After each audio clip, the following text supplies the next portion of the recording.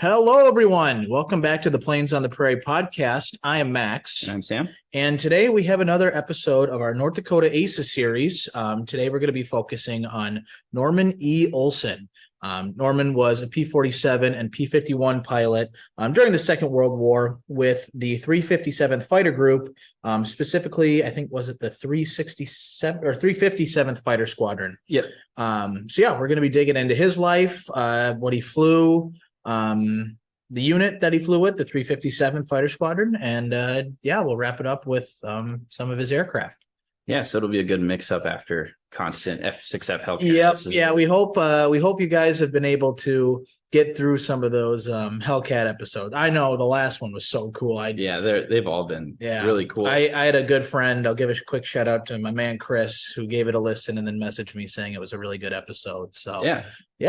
We thank you guys for all your feedback too, and whatever we can do to improve the podcast or any ideas you have. As always, feel free to shoot those messages. Absolutely. So without further ado, Sam, do you want to get started? Yeah, let's dig in. Let's do it. So Norman E. Olson was born on March 19th, 1915, in Winnipeg, Canada. So before we even go any further, yes, he was born in Canada, but at an unknown date, it said that he moved to North Dakota, specifically here in Fargo, and graduated from Fargo Central High School, and then attended Marquette University in Milwaukee, Wisconsin. Now, Sam, I know that you also attended school here in Fargo. What high school did you go to? I went to Fargo South. Fargo Central, it doesn't exist. It doesn't exist. Fargo Central was when the town was much smaller. That was the only school in town. And then Fargo North and Fargo South split off. So they became two separate schools. Yeah. Gotcha. Okay, cool. So as we mentioned, he was studying at Marquette University in Milwaukee. And I think his sophomore year, he dropped out and enlisted in the Army Air Forces in 1941.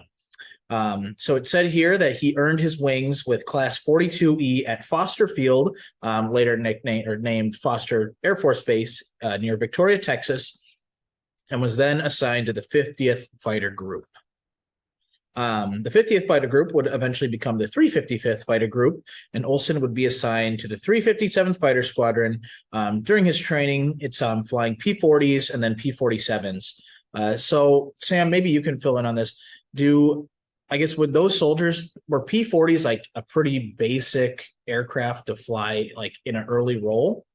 I wouldn't call them basic, but they were serviceable. I mean, they were kind of what we had at the beginning of the war. So they kind of used P-40s and P-39s for this role as after, they were serviceable, like I just said. Mm-hmm. They weren't the be-all, end-all. We needed improvements on our frontline fighters, and the P-40s eventually got phased out in the fighter pursuit role and moved to the ground attack. But a lot of them became trainers, advanced, like fighter transition trainers. Basically. So he would have probably started off flying something like, let's say, a PT-19, and then probably a Stearman first. Okay. And then into something like maybe did the PT-19, but probably not. Most likely moved into the BT-13 Valiants. BT-13. And then potentially, and then moved into the T-6 and then into the fighter. Gotcha. They could have also, P-40s were still frontline fighters with some fighter squadrons early 42. Because if he graduated 42E or Echo, that's the 5th class. Okay. So of 1942. Gotcha. So just alphanumeric there. Yeah, makes sense. But yeah, most likely it could have been both cases. Cool. So. I saw that his training took him through Langley, Virginia, multiple air bases in Texas. Some of those really big Air Force Army Air Force bases back in the 40s.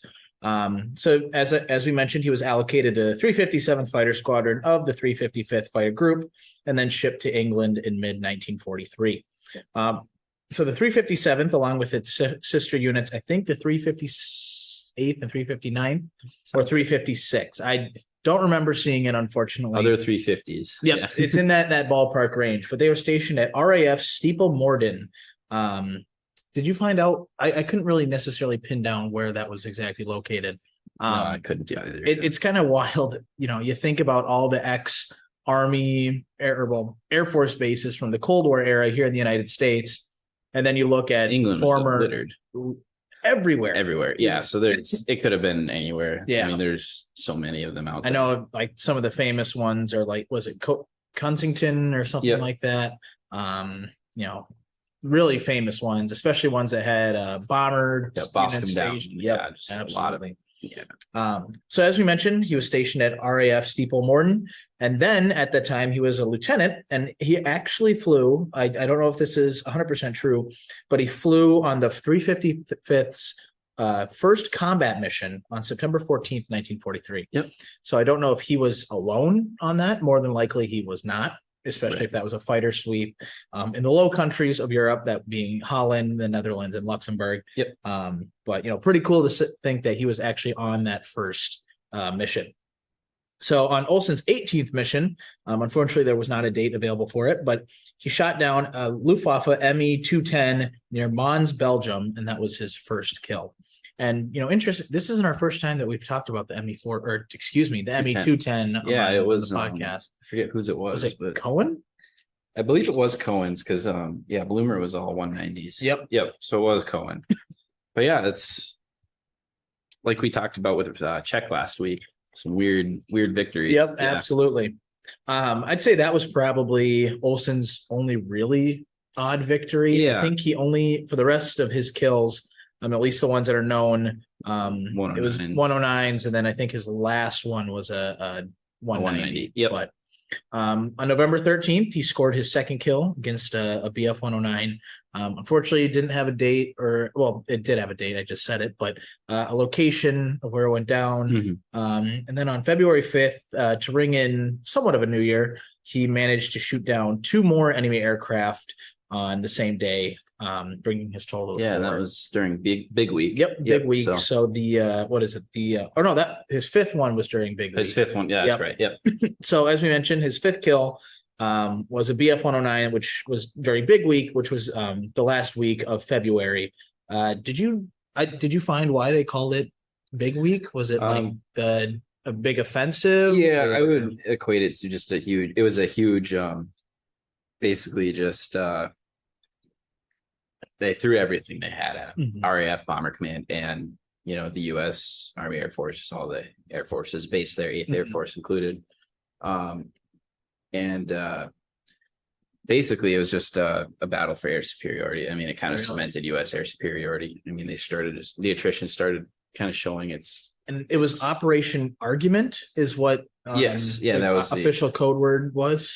Yes, and then the casualties were relatively high for the bombers. We lost between the 2 air forces. The numbers here say, close to 350 bombers to about 260 fighters on the German side. So we also lost a few fighters as well, but decisive bombing campaign. It won the war. Yeah, it did. And we can't talk about sacrifice in World War II and not talk about American and British bomber crews. Right. When 1/3 of the B-17s were lost in combat, that just shows something there. Staggering, to be honest with you. But yeah, going back, let's see, the last week of February, and then the day after his 5th kill, making him an ace, he shot down his final air-to-air victory, and that was a German Focke-Wulf 190. Mm-hmm. So 2 of the main, I'd say, fighters for the German war effort towards the middle and end of the conflict. So promoted to captain by April 1944, Olson was now flying a P-51B, which he had named Ma Fran 4. We'll cover this more. Actually, in fact, we'll just wait till the end to cover them. But all of his aircraft flew with the nickname Ma Fran. Yep. So do you want to talk a little bit about his final mission?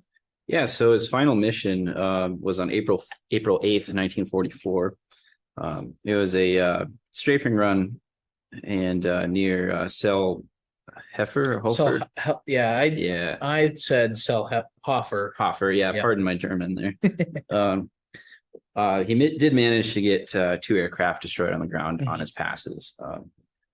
Other sources said he ran 3 passes, and all of his other wingmates or whoever was on the mission with him, they all just made 1 pass, so he kind of went for extra. Yeah. And unfortunately, he was shot down by ground fire and killed. He was the only 355th Fighter Group pilot to actually ace to be killed in action. So pretty unfortunate. The locals there buried him That which was pretty interesting. It buried him in the cemetery. The city cemetery. Yeah. I'd be curious to know how many times that a Allied airman, especially a American or British one, went down. Just after attacking a nearby military target, and the local population gave him a actual military burial. Especially a German or belligerent, yeah, absolutely. nation. Yeah, and then he was in 1949 he was moved to Fort Snelling in Minneapolis and laid to final rest there. Yep. So pretty remarkable man.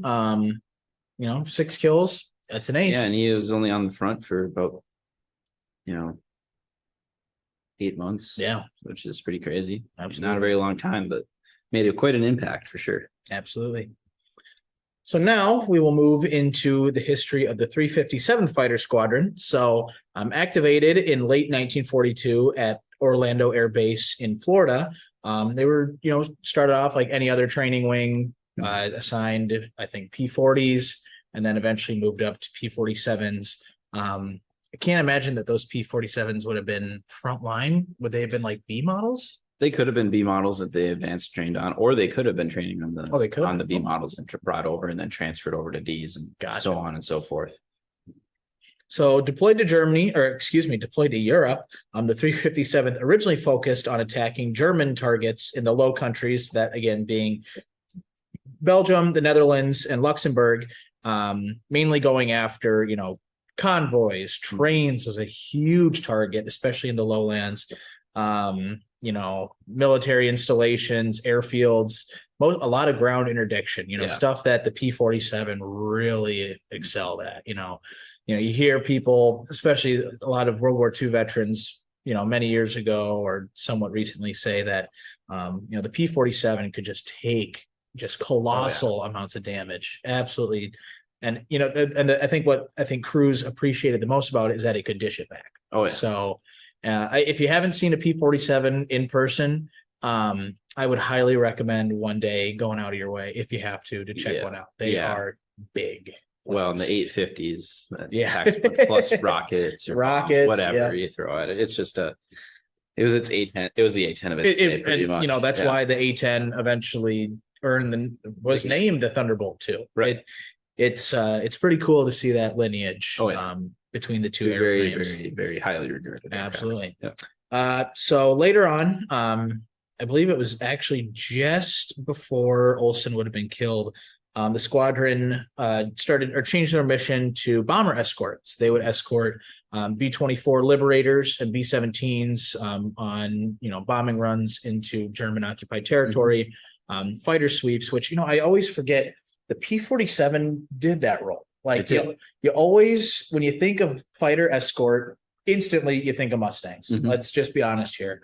And then you think of the Lightnings, maybe not in the later years of the war, but you'd think that a Lightning would escort bombers, but they didn't have the fuel range, if I remember correctly. Neither of them really did. Yeah. They could go, but then they had to let them go at one point. Yeah, absolutely. 47 and 38 were all they had at first. The B model Mustang was what was introduced just before Olson's accident, and so there wasn't much for options. They just kind of had to do what they could. Had to do.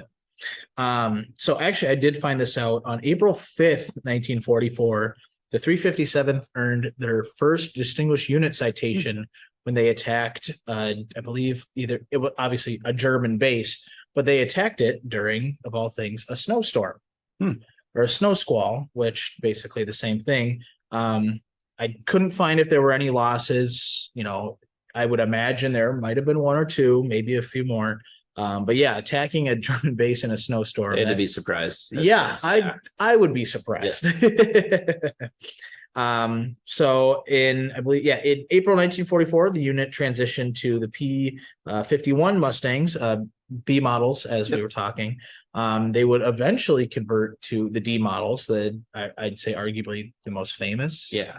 Sorry if that comes some to feathers. mind. Yeah. I mean, it was in service for longer, a lot longer, but they provided air cover for the Normandy landings during the D-Day operation, and they flew missions, air interdiction missions, up until the end of the war. And then, like many World War II units, they were disbanded almost immediately. Yeah, absolutely.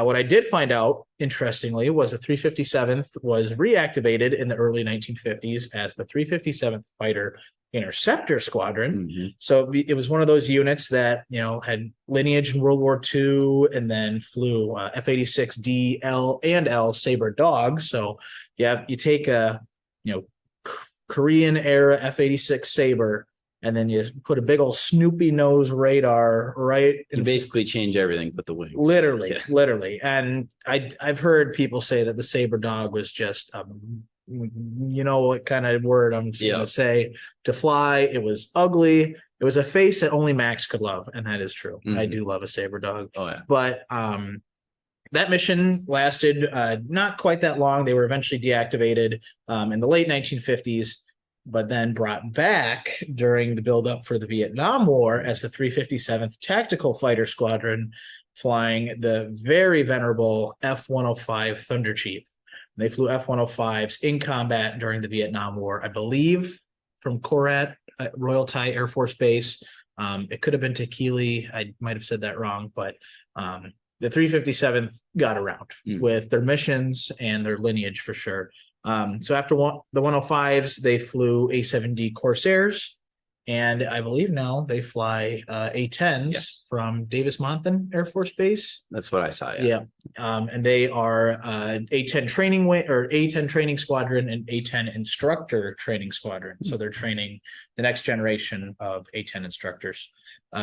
So, a really distinguished unit history. Right. And the fact that a longtime North Dakota native, we should say, obviously he was a Winnipeg guy, so can't call him a native on paper, I guess, whatever. But the fact that he was the only one that was lost in combat during the Second World War is pretty neat. Maybe not neat, but interesting. It's a historical tidbit that is for sure worthy of mentioning. Yeah, and one thing to touch on the 355th Fighter Group during its time in World War II, equipped the same way because the 357th was part of it. But the whole group was nicknamed the Steeple Morden Strafers. So basically because they destroyed the most aircraft on the ground out of all of 8th Fighter Command. Really? Yep, over 1,500. So I had no idea. That's super crazy. Cool. Yeah. So that's Steeple Morden Strafers. Yep. So that's their nickname, and he was definitely part of that. Absolutely. So absolutely. Yeah. Talk about his nose art, Ma Fran. His wife was named as Frances. So cool. That's where that came from. A lot of people name their aircraft after wives. Yep. Usually the ones that weren't pinups were about their wives or something. And the pinups, they definitely were not. So. I don't know if I'd want to paint my girlfriend half naked on the side of my airplane for other guys to see and give and then so. I imagine she wouldn't appreciate it either. No. So But that being said, let's see, he flew for sure a P-47. It looked like a D model Razorback. Yep, a D model Razorback. The 355th Fighter Group markings in general were pretty common, the olive drab with white striping. The 357, their code was OS, if I remember correctly. Yep. And they, as far as I know, there aren't any 47s marked like that. Wow. Same with 51s.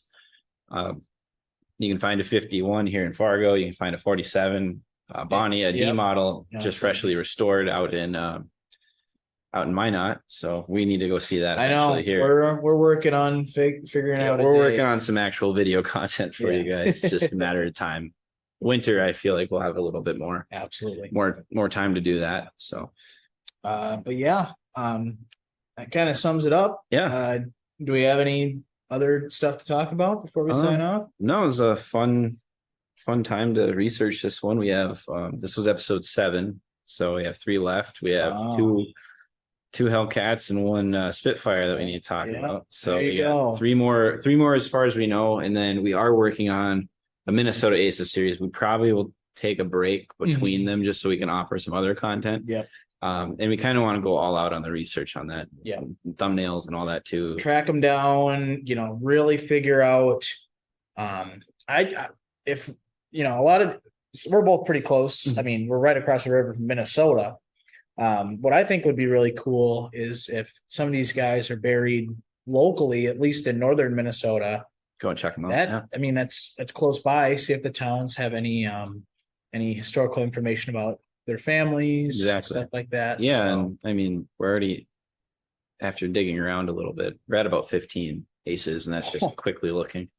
and let's just we won't give them away, but at least there's one that I think we are both really excited. If North Dakota was a mixed bag, Minnesota it's a big melting pot of different experiences. That is the best way to describe it. So it'll be a lot of fun. We're going to come up with more videos too, of course. I'd love to get on another kebab trip. We've found a little bit lately, so yeah, absolutely. But yeah, so that concludes this episode. We'll probably be bringing back another Hellcat one next time, but more than likely. But still a great story nonetheless, and we hope you guys enjoy it. Yeah, we thank you guys for sticking around, and we'll see you on the next one. Yep, take it easy.